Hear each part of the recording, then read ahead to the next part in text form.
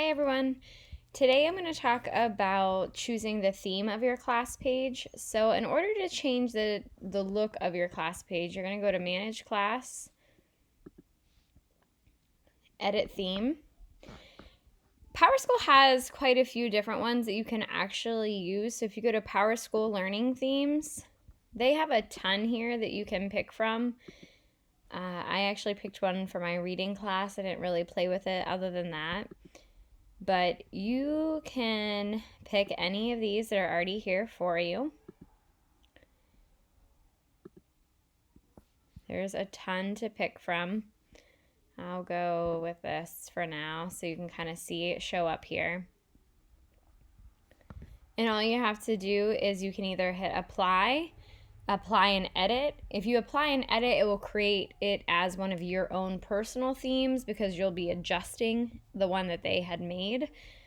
But typically they're pretty good the way that they are. They have the fonts that match and things like that.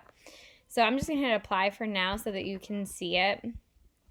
So as you can see, it changes this down here. So this would be your background, and this is called your header area. So it just depends on, you're probably looking at this and going, oh, I don't like how that picture doesn't really match a screen. Well, one, on the student iPads, it's definitely going to fit. I could also hit Command and the plus sign and zoom in a little bit, and ta-da, it fits. So it really just kind of depends on what settings you have your screen set at. So that's how you can easily go through and pick one that's already created for you. It is much easier than creating one on your own, but if there's anyone out there that wants to kind of mess with those settings, you can go to Edit Theme, and right here it says My Themes. You'll hit Create Theme, and you can call it whatever you want. I'm going to just go Demo 2 for right now. Don't mind my kids screaming at each other.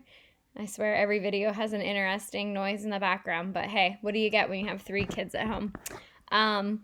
So here is where you start. So page title. So what color, what font do you want the page title to be? I don't know. I'll pick this. That looks good. So you'll see right here where I changed the name, the Welcome to Mrs. Dean's Homeroom. It became that pinkish purple color. I really like this font, so I usually pick that. Other title, so if you had a subtitle or anything else, you could change the colors here. Anything that's a specific link, you could change the color as well. I'm not going to mess with that. It's pretty self-explanatory. You click on the scale, you pick wherever you want here, and then you hit set color, and then it will change the color for you. Now, header. This is where you can go ahead. I don't have a logo or anything, so I don't usually use this. But for the header, in my math class, I have changed it. Unless you're going to make your own header, which you totally can using Google Draw, probably Adobe Spark, anything like that. Unless you're going to make your own, you're going to want to pick an image off Google Image that doesn't have a border, that doesn't have like a definite, what do I want to say, design, because the size of the header is actually really, really odd. It's very long and very, very narrow. So like for my math one, it's just a black background with a bunch of math symbols, so you can't really tell like what was cut off. Now if I put like a picture of someone's face, it would be like half their face would be gone and you'd only see their eyes. So you just want to be really careful on what you pick with that. If there's anyone that's interested in actually making their own with Google Draw, I'd be happy to help you. You can just reach out to me in our Google Classroom. But for now, I'll show you. I did create one myself. So I'm going to come down to my downloads and I'm going to grab it. And I can actually just drag and drop right here and I'll upload. And you'll see that it will show up here in a second. And then I want to go here to header opacity and make sure that this is transparent. And what it's talking about is this area right here. Watch when I hit white, this area blocks most of my header. So I always go to transparent so that I can see more of my header picture. Header tabs, so that means these right here, those menu options. For those ones, I'm going to change it a little bit different color since my header is already blue. So maybe I'm going to go, we'll go yellow, why not?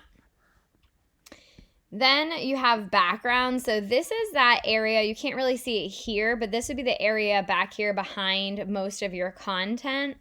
That you could just do a gradient color. That's what this is set up. Use gradient background. So what I would do here is I would go ahead and just pick maybe 2 colors of blue, and it will kind of fade on the way down. You could do block style independent or unified. It to me, it doesn't really change all that much. It's up to you. I always go for borders rounded instead of square. That's up to you as well in your appearance. If you go ahead and hit save, once you're done playing around with everything,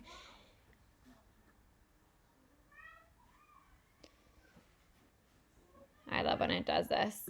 So that saves the theme, but now you have to go back and actually apply the theme. So go back to my themes. I'm going to hit demo 2 and I'm going to hit apply.